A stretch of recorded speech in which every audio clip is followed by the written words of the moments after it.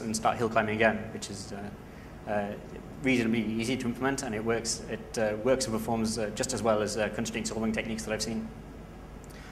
So I've experimented both. I work on Flare, and other tools have allowed us to evaluate it, and I'm pretty sure that we're onto something here. We've got some good results, and it's been working really well.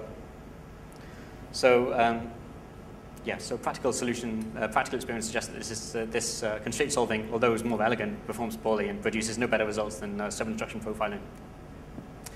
So my implementation of sub-instruction profiling is called Deep Cover. It's currently using PIN.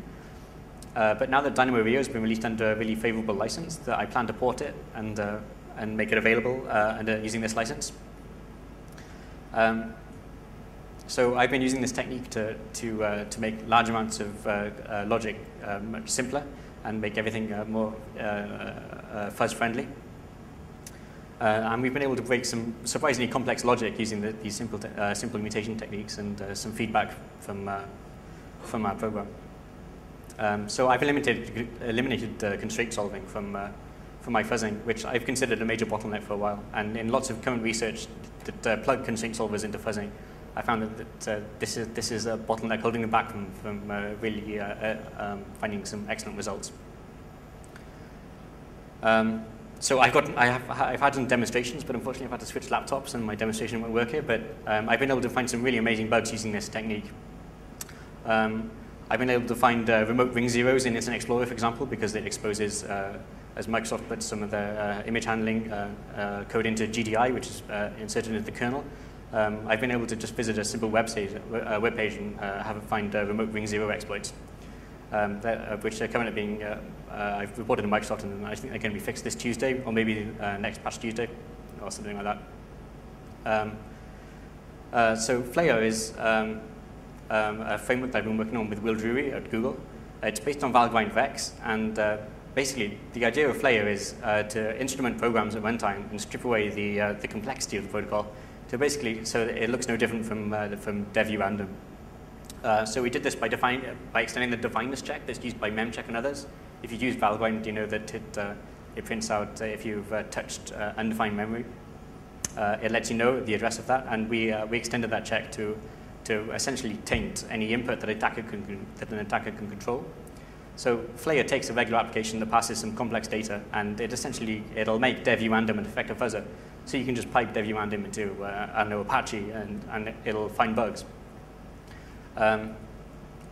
So at the moment, this is a very manual process. We published this idea in Usenix, and others have extended the idea, such as people have added constraint solving into it and things like this. And we think there's really some exciting potential for more research in this area. So how does Flare work? It taints the user input, and it traces its flow through the application with bit-level precision. So Flare monitors when a tainted condition is tested, and it can tell whether the path should be taken or not. Because it's using DBI, you can flip the condition and choose which path to take. So Flare knows when an application is making a decision based on something that an attacker has provided it. So we implemented some simple heuristics, and now we can make it decide whether an attacker should have taken this code, whether the code should take this code path or not. And so we can explore even more at the program. And this way we try to reach as much program as possible using coverage data. So we've found major vulnerabilities using this technique in things like OpenSSL, OpenSSH, libtiff, libpng, and lots of others. So Flare just basically strips away the protocol and making dev random an effective fuzzer. We've been combining these techniques together to really get some excellent results. And we think this is, especially DBI fuzzing in general, is a really exciting research area with lots of cool stuff going on at the moment. So unfortunately, I had some demos to show, but I can't show them from my laptop. So that's the, I'm afraid that's the end of my presentation. OK, that's it.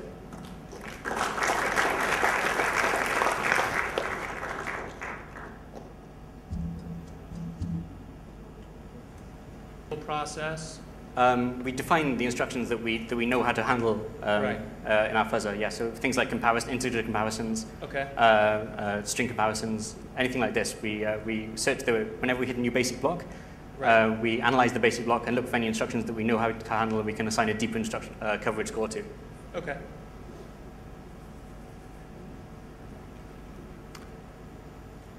Anyone else?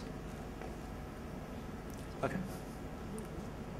Deal? So when you're looking at solving CRC problems, or figuring out CRC by fuzzing, what are the optimizations that you can add to your bit flow? And obviously, probably we're going to flip one bit, find a bit further, flip the rest.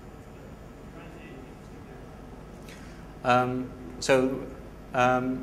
So not really. We were basically using very naive just simple hill climbing. We were determining when we were hitting a new code, and then there wasn't any logic embedded to handle this. It would basically just magically work. It found some really cool stuff. Yeah.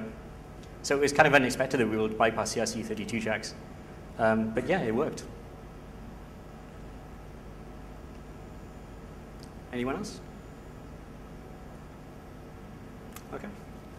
Oh. So is deep cover part of Flare now? If we download Flare, we get all this with it? Not yet, but eventually it will be. At the moment, I'm porting it to Dynamo Rio because now it's under a BSD license, so it's available to do much more stuff with it. So, but shortly it will be part of Flare, yes. Okay.